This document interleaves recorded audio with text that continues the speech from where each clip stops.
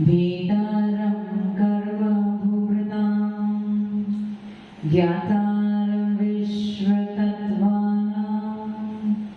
वन्दे तद्गुणे लब्धे वन्दे तद्गुणे लब्धे वन्दे तद्गुणे लब्धे। जो लोग परमेश्वर भगवान की देवादिनाथ भगवान की अंतिम शास्त्रपति महावीर स्वामी भगवान की परम पूज्य गुरुदेव श्री आदि सागर महावीर की विमल सागर सन्मति सागर जी महाराज की परम पूज्य गुरुदेव श्री सुंदर सागर जी महाराज की द्वादशांग जिंगाणी माता की बोले समस्त आचार्य संघ की।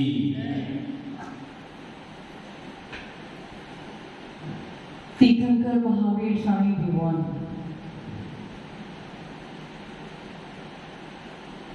जिस दिन से दीक्षा ली उस दिन से मौन को धारण कर लिया, साधना करी, तपस्या के माध्यम से जब केवल ज्ञान की प्राप्ति हुई तो देवलोक ने आके समूह शरण की रचना करी। दिव्य समूह शरण जिसमें भगवान अपनी दिव्य देशना के माध्यम से जीवों का कल्याण करते हैं। जब तक केवल ज्ञान की प्राप्ति नहीं हुई तब तक महावीर स्वामी भगवान ही नहीं जितने भी तीर्थंकर होते हैं सबके सब मौन को धारण करे हुए होते हैं। परंतु जब केवल ज्ञान की प्राप्ति हो जाती है, जब केवल ज्ञान की प्राप्ति होती है तब होती है जब चार घातीय कर्म नष्ट हो जाता है, मोहिनीय कर्म नष्ट हो जाता है। जब केवल ज्ञान की प्राप्ति होती है तब जीव के पास किंचित मात्र भी इच्छा शेष नहीं बचती है, कोई इच्छा नहीं है। ना उनकी ये इच्छा है कि मैं अपना कल्याण करूं, ना उनकी ये इच्छा है कि वो पर का कल्याण करूं, जीवों का कल्याण करूं, जो संसार सागर में डूबे हुए हैं उन जीवों का कल्याण करूं। ऐसी भी इच्छा उनके मन में शेष नहीं बचती है क्योंकि भाव मन ही नष्ट हो जाता है। परंतु फिर भी जिन्होंने अपने मुनि अवस्था में निवृत्त अवस्था में मौन को धारण किया हुआ था, जो मौन की साधना कर रहे थे, ऐसे वो तीर्थंकर भी जब केवल ज्ञान की प्राप्ति हुई और समूह शरण की रचना हुई तब उन्होंने भी अपना मौन खोल के जीवों के लिए उपदेश।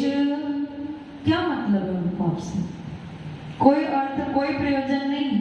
आप उनके लिए कुछ कर भी नहीं सकते, आप उनको कुछ दे भी नहीं सकते क्योंकि वे स्वयं कृत्य हो गए हैं। उन्होंने अपने सारे काम, आपके आने ना आने से उनको कोई मतलब नहीं है, आपके कल्याण होने से उनको कोई मतलब नहीं है। लेकिन फिर भी जिन्होंने अपने तप के काल में मौन को धारण किया था उन तीर्थंकरों ने अपने मौन को खोला। कब? केवल ज्ञान की प्राप्ति होने के बाद। और क्यों खोला? यदि वो आगे भी मौन को धारण करके रखते, यदि वो तभी भी मूक रहते तो तीर्थ का कोई भी करता धरता नहीं। कौन चलाता इस तीर्थ को, इस धर्म तीर्थ को, आगम तीर्थ को, शास्त्र को बताने वाले कौन बचते? कोई भी नहीं बचता। और जब कोई भी नहीं रहता तो फिर आत्मा का कल्याण, जीवों का कल्याण नहीं हो सकता। इसलिए जिन जीवों ने अपने तप के काल में मौन धारण किया उन्होंने भी केवल ज्ञान प्राप्त होने के बाद अपने मौन को खोल के जीवों के लिए उपदेश दिया। श्रेणिक राजा जो प्रथम श्रोता थे, मुख्य श्रोता थे, महावीर स्वामी भगवान के समूह शरण में मुख्य श्रोता श्रेणिक राजा थे जो नरकगामी जीव है।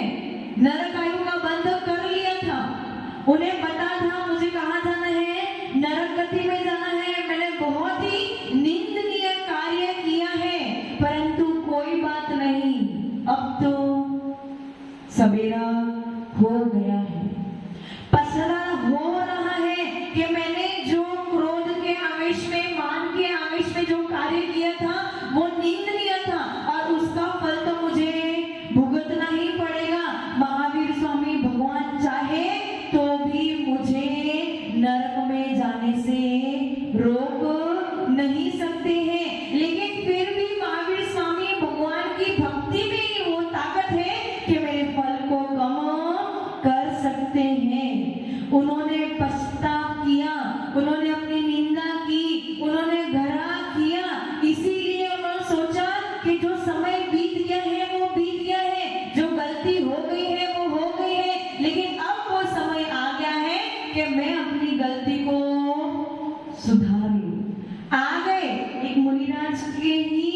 प्रति उनको द्वेष उत्पन्न हुआ था, एक मुनिराज के प्रति ही उनको क्रोध का आवेश उत्पन्न हुआ था, और उस मुनिराज के प्रति जो क्रोध आवेश उत्पन्न हुआ था उसके पश्चात स्वरूप ऐसे ही निग्रंथ मुनिराज महावीर स्वामी भगवान के चरणों में आके नतमस्तक हो गए और अपने अपने निंदनीय कार्य का पश्चाताप करते करते करते करते उस आगम के जो प्रवर्तक थे, जो तीर्थंकर भगवान थे, जिनके मुख से द्वादशांग का ज्ञान निकलने वाला था, उस ज्ञान की वो आराधना करने लगे और उन्होंने प्रश्न पूछ लिया महावीर स्वामी भगवान के चरणों में कि हे भगवान, आप बताइए, मैं जानता हूं मोक्ष का मार्ग कठिन है, मोक्ष का मार्ग लंबा है, इतना आसान नहीं है उस पर चलना, परंतु फिर भी आप बताइए सबसे छोटा रास्ता कौन सा है? सबसे जो व्यक्ति दुखी होता है, जिसके पास धन संपत्ति नहीं होती, वो हर बार मन में ये सोचता है किस प्रकार से एक चुटकी में मैं सारा धन कमा लूं। उस प्रकार से वो जो मोक्ष का इच्छुक था, सैनिक राजा धन का इच्छुक नहीं था, मोक्ष का इच्छुक था। मोक्ष का जो इच्छुक था, ज्ञान का पिपासु था, ऐसे वो सैनिक राजा ने महावीर स्वामी भगवान के चरणों में ये प्रश्न पूछ लिया कि हे भगवान, मैं मोक्ष का इच्छुक हूँ, मुझे मोक्ष जाने की बहुत जल्दी है, आप तो सीधा सीधा ये बताइए कि मोक्ष जाने का सबसे सरल और छोटा रास्ता कौन सा है? तो महावीर स्वामी भगवान ने क्या बोला? बस 4 चीज करनी है। कितनी? कोई बहुत बड़े झमेले में पड़ने की जरूरत नहीं है, केवल 4 चीज करनी है। सम्यक दर्शन, सम्यक ज्ञान, सम्यक चारित्र और सम्यक तप की आराधना करनी है। ये 4 चीज करो और मोक्ष की प्राप्ति कर लो। तो सैनिक राजा के मन में एक और प्रश्न उठ गया। उसने महावीर स्वामी भगवान से क्या कहा? उसने ये निवेदन किया कि हे भगवान, आप तो ये बताइए, ये 4 भी मुझे लंबे लग रहे हैं, आप तो और संक्षेप में बताइए किस तरीके से मोक्ष की प्राप्ति बहुत शीघ्र हो सके। तो महावीर स्वामी भगवान ने कहा, और संक्षेप में जानना है तो एक काम कर, तू सम्यक दर्शन और सम्यक चारित्र की आराधना कर, तुझे मोक्ष मिल जाएगा। तो सैनिक राजा और भी ज्यादा, उनके मन में इतनी उत्कंठा थी कि जल्दी मोक्ष जाना है और ज्यादा देरी करनी ही नहीं है। उसने वापस निवेदन कर दिया महावीर स्वामी भगवान के चरणों में, आप तो 2 छोड़ो, आप तो मुझे केवल एक छोटा सा सरल रास्ता बता दो जो मुझे तुरंत मोक्ष में लेके जाए। तो महावीर स्वामी भगवान ने भी समझ लिया कि इसकी उत्कंठा बढ़ती जा रही है। उन्होंने कह दिया, तू एक काम कर, केवल सम्यक चारित्र की आराधना कर ले, तुझे तुरंत मोक्ष की प्राप्ति हो जाएगी। तो सैनिक राजा ने बोला, हे भगवान, आपने तो पहले 4 बताए, फिर आप 2 पे आ गए और फिर अब आप 1 पे आ गए। आप कहना क्या चाह रहे हो? 4 करने वाला भी मोक्ष जाएगा, 2 करने वाला भी मोक्ष जाएगा, 1 करने वाला भी मोक्ष जाएगा। अगर ऐसा है तो जो बनिया बुद्धि का उपयोग करता है वो 4 को तो चूज करेगा नहीं, वो 2 को तो चूज करेगा नहीं, वो तो सीधा 1 को ही चूज करेगा।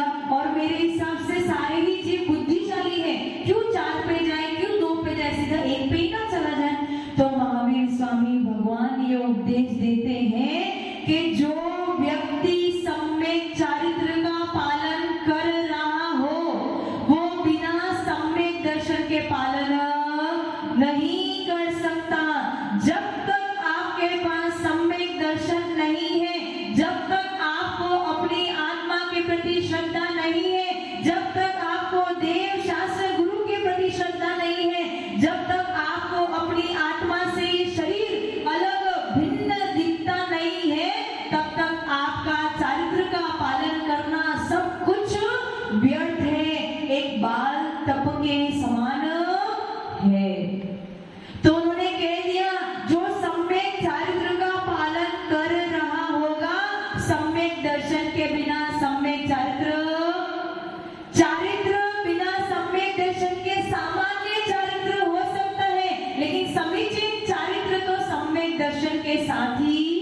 हो सकता है। तो श्रेणिक राजा ने सोचा चलो सम्यक चरित्र में सम्यक दर्शन तो आ गया, बाकी दो का क्या? तो महावीर स्वामी भगवान कहते हैं जिस दिन तेरी श्रद्धा समीचीन हो जाएगी, जिस दिन तुझे सम्यक दर्शन की प्राप्ति हो जाएगी, तेरा ज्ञान भी समीचीन हो जाएगा। ज्ञान आपके पास भी, ज्ञान हमारे पास भी है, ज्ञान मिथ्या दृष्टि के पास भी है, ज्ञान सम्यक दृष्टि के पास भी है। ज्ञान सबका वही है, मति ज्ञान और शुद्ध ज्ञान है, सबके पास वही मति ज्ञान और शुद्ध ज्ञान है। लेकिन जब श्रद्धा बदलती है तो वो ज्ञान भी मिथ्या से समीचीन हो जाता है। आपको बात समझ, ये मूल्य बता रहे हैं आपको सम्यक दर्शन का क्या मूल्य है। जैसे संगति का असर पड़ता है, कुसंगति में रहोगे तो नाम बदनामी, और सुसंगति में रहोगे तो आज ही सुबह स्वाध्याय में ये बात चल रही थी, अगर 100 ज्ञानियों के बीच में एक अज्ञानी भी बैठा होगा तो उसे ज्ञानी ही कहेंगे। 100 घोड़े के बीच में एक घोड़ा खड़ा होगा तो उसे घोड़ा ही कहा जाएगा। अगर आम का वन है और बीच में एक नीम का वृक्ष लगा है तो भी उसे आम का वन ही कहा जाएगा। संगति का असर है। ज्ञान तो ज्ञान है, ज्ञान में कभी अशुद्धता, वस्तु को जानना है, भैया ये क्या है, ये टेबल है, ये साधु है, ये संत है, ये त्यागी व्रती है, ये जीव है, ये आत्मा का कल्याण करने के लिए धर्म उपदेश सुने, ये जान रहे हैं। इसमें शुद्ध अशुद्ध क्या होता है? परंतु शुद्ध अशुद्ध आपकी श्रद्धा में आती है। जब आपकी श्रद्धा खोटी होती है तो आपका ज्ञान भी खोटा हो जाता है, और जब आपकी श्रद्धा शुद्ध होती है, समीचीन होती है, तो आपका ज्ञान भी समीचीन होता है। तो महावीर स्वामी भगवान कहते हैं जिस दिन तू सम्यक दृष्टि बन जाएगा, ज्ञान उपलब्ध करने की जरूरत नहीं पड़ेगी, अपने आप तेरा जो ज्ञान है वो सम्यक ज्ञान हो जाएगा। इसका अर्थ क्या हुआ? सम्यक चरित्र का पालन वही कर सकता है जिसके पास सम्यक दर्शन होगा, और जिसके पास सम्यक दर्शन होगा वो सम्यक ज्ञानी तो अपने आप ही होगा। चलो 3 का निर्णय तो हो गया, अब अंतिम वाले का क्या? तब महावीर स्वामी भगवान कहते हैं कि देख सम्यक चारित्र का पालन बिना तप के, तपना तो पड़ेगा, अपने इच्छा को निरोध करना पड़ेगा। कि संयम वही पालन कर सकता है जो अपने इच्छा पे रोक लगाता है। इसीलिए सम्यक चारित्र का यदि तू पालन कर रहा है तो सम्यक तप के बिना उसे पालन, कि सम्यक चारित्र में तप तो चाहिए ही चाहिए, बिना तप के तू चारित्र का पालन कर नहीं सकता है। इसका अर्थ क्या हुआ? कान इधर से पकड़ो अथवा इधर से पकड़ो, मैं आपको कहूं कि सम्यक चारित्र का पालन करो तो अपने आप समझ जाओ कि सम्यक दर्शन, सम्यक ज्ञान, सम्यक चारित्र, सम्यक तप, इन चारों की आराधना करने पर ही मोक्ष की प्राप्ति होगी। द्वादशांग का ज्ञान, श्रेणिक राजा का यही प्रश्न था, हे भगवान द्वादशांग का ज्ञान कितना लंबा चौड़ा है, कहाँ मेरे पास इतना समय है कि मैं इतना द्वादशांग का ज्ञान प्राप्त कर लूं? इधर इतने लोगों को देखो, कहाँ समय आपके पास स्वाध्याय करने का समय? 10 मिनट भी नहीं निकल पाते आपके स्वाध्याय। तो श्रेणिक राजा तो राजा था, आप कौन से राजा हो? आप अपने घर के राजा भी नहीं। जब घर के राजा नहीं हो तब आपके पास स्वाध्याय करने का समय नहीं है। तो श्रेणिक राजा तो राजा था, उनके पास भी समय नहीं था। वो कह रहे थे भगवान द्वादशांग का ज्ञान कहाँ से प्राप्त कर लूं, समय ही नहीं मेरे पास, आप तो सीधा सीधा उपाय बता दो मोक्ष कैसे जाना है, द्वादशांग का ज्ञान प्राप्त करने का मेरे पास समय नहीं है। तब महावीर स्वामी भगवान कहते हैं सम्यक दर्शन, सम्यक ज्ञान, सम्यक चारित्र और सम्यक तप की आराधना कर ले। पालन नहीं कर सकता कोई बात नहीं, आराधना तो कर, उसकी पूजा तो कर, उसकी गुणानुवाद तो कर। गुणानुवाद करते करते करते करते एक दिन ऐसा समय आ जाएगा कि तुम भी इस मार्ग पे आगे। अभी आप पालन कर पा रहे हो क्या? पालन कर पा रहे? ना सम्यक दर्शन है, ना सम्यक ज्ञान है, ना सम्यक चारित्र है, ना सम्यक तप है, परंतु फिर भी इस प्रांगण में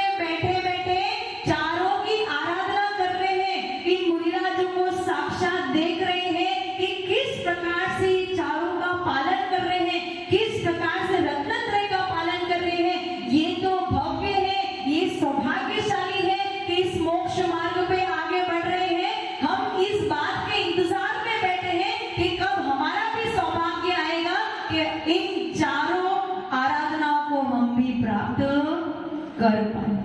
तब सैनिक राजा के मन में एक और प्रश्न उठ गया कि हे भगवान, ये आराधना क्या होती है? आराधना क्या होती है? तो भगवान कहते हैं उज्ज्वलम उज्ज्वलम निवर्णम सारणम निच्चरणम, यानी उद्योतन करना, उद्दीवन करना, निवरण करना, साधन करना और निस्तीर्ण करना, ये 5 को ही आराधना कहते हैं। शब्द बिल्कुल नए थे, सैनिक राजा को समझ में नहीं आए। उन्होंने पूछा ये होता क्या है? तब महावीर स्वामी भगवान ने उत्तर दिया उद्योतन का अर्थ है प्रकाशित करना। क्या प्रकाशित करना? सम्यक दर्शन क्या है, सम्यक ज्ञान क्या है, सम्यक चारित्र क्या है, सम्यक तप क्या है, ये स्वयं भी समझना और दूसरों को भी समझाना, अपने ज्ञान में भी प्रकाशित करना और दूसरों के ज्ञान में भी प्रकाशित करवाना, ये 4 होता क्या है। अगर गुरु उपदेश ना देते तो आपको पता भी नहीं होता ये श्रद्धा क्या होती है, ये ज्ञान क्या होता है, ये सम्यक पना क्या होता है, ये मोक्ष मार्ग क्या होता है, ये निवृत्त भेष। तो प्रकाशित करना ताकि लोगों को पता तो चले कि हाँ ऐसे रतन त्रय भी होते हैं, इस प्रकार से मोक्ष भी जाया जाता है, इस प्रकार से अपने दुखों से अलग हुआ जाया जाता है, इस प्रकार से पापों से अलग हुआ जाया जाता है। बिना जाने कैसे समझोगे कि कैसे दुखों से अलग हो?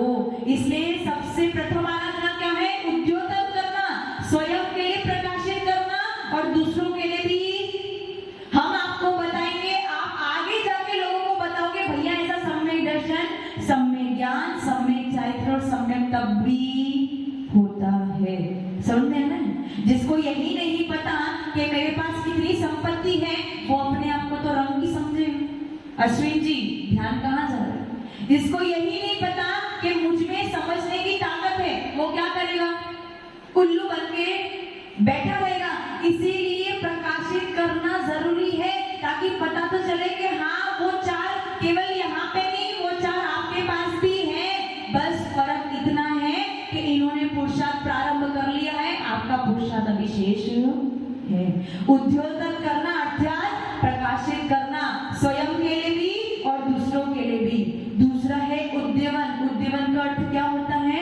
तब भगवान कहते हैं उद्दीवन का अर्थ ये है, आपने जान तो लिया ना ये 4 आराधनाएं हैं, आपने जान तो लिया, अब निरंतर उस पे चिंतन करते रहो। सम्यक दर्शन, सम्यक दर्शन, ये सम्यक दर्शन, ये श्रद्धा, ये ज्ञान, ये चारित्र, इस प्रकार से तब निरंतर चिंतन करते रहो, करते रहो। अपने बिजनेस को बढ़ाने के लिए आप क्या करते हो?